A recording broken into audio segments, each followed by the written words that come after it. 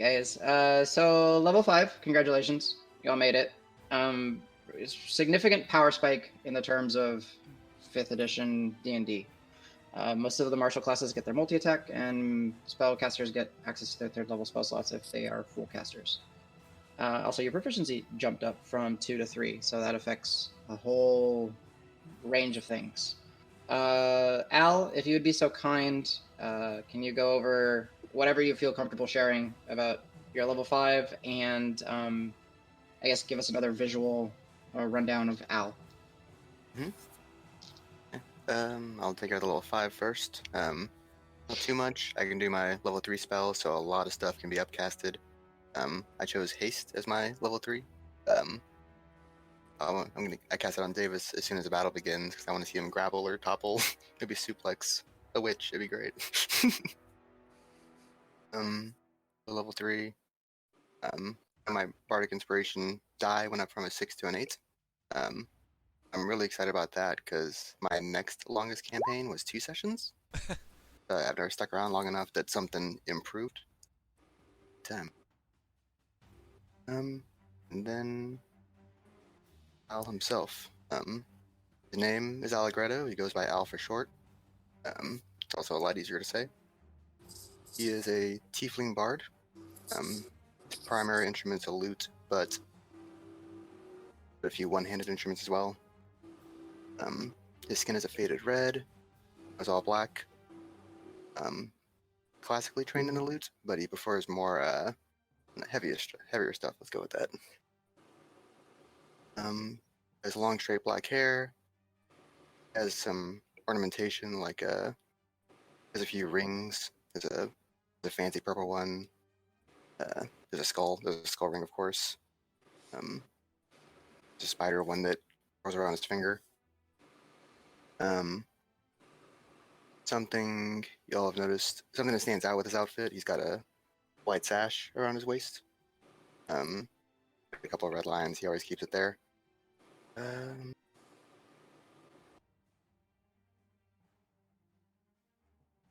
This one for if it's something you've noticed. His lute. It's the first stringed instrument you've seen that doesn't have like gut strings. They're white and don't seem to dirty. They seem pristine, even though we've been through all this stuff. Neat.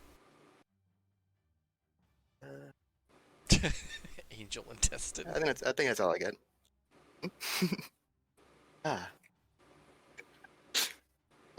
Besides that, he can be a bit of a neat freak. As you learn prestidigitation, you'll hear him casting that after a battle. Neat freak indeed. Thanks for sharing, man. Very good. Jesse, so Calisor, first one of these that you'll be doing with us, but go ahead. Yeah, so I'm a druid, so I can shapeshift into an animal or a beast. I guess y'all don't really know what levels 1 through 4 were, so can't just really do 5. Do you want me to do? Just give him, go ahead and give him like a general rundown. Like I can help. I can, wherever you get stuck. I mean, can change into a beast, but also have the ability to cast some spells. So cure wounds, can speak to animals, can do bark skin, which will give armor to people. Can do some healing here and there, and then can also do call lightning, dispel magic. And I actually, just so y'all know, I was going to do this right before we start this battle when we were still in the dream state. I have a spell that is called Walk on Water, or Water Walk. Cool. So I would have casted that on all of us before we started this battle, so we can all walk on water as if it was normal. Just making sure you did that as a ritual, so it didn't eat a spell slot, right? Okay. Cool. Yep. Yeah. Yep. And y'all do not know this yet, but I am an Aasimar, is my race. I have light to almost purple tinted skin with long dark hair and glowing eyes. Prefer to remain hooded for the most part. And that's all y'all have really seen of me so far, is me just either as a raptor or in like hood with kind of glowing eyes. Nice. And just to let y'all know, mechanically speaking, he is a Circle of the Moon Druid, so he emphasizes more on turning into beasts and doing combat in a beast form. Get some bonuses to that. So next, thank you, Jesse. That was well done. Davis. The name Davis Cantrell. He is formerly of the... So he and Allegretto were bandmates for a brief time prior to the beginning of this campaign. He was the frontman for that band. He's a very bombastic... he's got a strong presence that people, to mixed degrees, but a lot of people seem to enjoy it. He's an older half-orc. Basically think, if you know who Glenn Danzig is, think of him, but like a foot taller. So like very, very, very like kind of strong. Not necessarily like ripped, because I would say he's like a little leaner, but still very muscular, very, very powerful. Does have the tusks of a half-orc. He's got kind of ashen gray skin, a little bit of kind of jaundicey colored eyes. He's got long, about shoulder-length, black, kind of greasy-ish hair that he doesn't really keep, after that well. He's probably got a big pack since he carries a bunch of stuff. He wields a rather long, like 7 or 8 foot glaive that we received back in the previous town that we were in before here. It's all metal, is that right, Adam? Yeah, it's a very as far as all you guys know, it's a really, really nice full metal from tip to butt end, dwarven style glaive with some really ornate and fancy, intricate carving and etching towards the blade itself. Yeah. And so he's got a little cover that he got back from the Adventurers League to kind of cover it up whenever it's not in use. But for the most part, he just kind of walks with it around because it's so large he doesn't have anywhere to put it. As far as capabilities, with 5th level, as a Marshal class, gained an extra attack. So now whenever I take the attack action on a turn, I can attack twice. And I keep hearing sounds from Jesse's mic, like rubbing across the mic. And like Al's inspiration dice going up, my merit dice, as they're called, go up for my Warlord abilities. And kind of for Jesse's benefit, I guess the Warlord is kind of a sort of a party leader class in battle, but instead of from a like a magical standpoint, it's based, all my stuff is based on charisma. It's kind of through sheer force of like inspiration and just leaving, or like kind of leading the charge on the battlefield. And so one of my main things that you'll see is what's called Moment of Courage, which is just it's essentially a heal that I can give to someone, basically them using their own hit dice to push themselves in battle. Kind of the way I picture it is me just yelling something at you, some words of encouragement, or maybe even like if I'm next to you, picking you up and throwing you at the next guy, being like, you're gonna go fight this guy. And yeah, and so that's all I got for the Warlord. I also am now the weakest person in the entire group with the least hit points of everybody. And I think lowest AC of everybody. Except for... No, I think lowest AC of everybody. So... One thing to note is that I do have, my glaive being so long, I have reach, so I can hit stuff up to 10 feet away. So I will be abusing the shit out of that as much as I can now. Nice. Yeah. Going from the most HP to the lowest amount of HP. Good job, rolls. Yeah, right. It'll even out at some point. Yeah, eventually. Yep. All right. So it's a good thing we're recording this. Roque is going on to his meeting. Dregnar, could you give us a rundown, please? Okay. Up until Calisor joined, I was the newest member of the party. Little is known about the background. Guys haven't really got into that. But what you see is average height dwarf, average build, but he seems to have an endless supply of energy. And he does more talking with his fists than he does with his mouth. He really enjoys taking them to the ground and ground pounding. Maybe a little crazy, some of the things that he's gone after, but it seems to work out in the end. Heavily scarred, heavily tattooed, run around basically with no shirt on and a little more than a leather loincloth with kind of like a kilt like thing and leather boots. Carries a shield on one arm, has a staff, but very rarely uses it. He prefers using his hands and his legs. Recently came into some unique shadow powers where he's able to cast silence and darkness and pass without trace. That's about it. Mhm. Cool. Perfect. Thank you, Dregnar. Next one, Grant.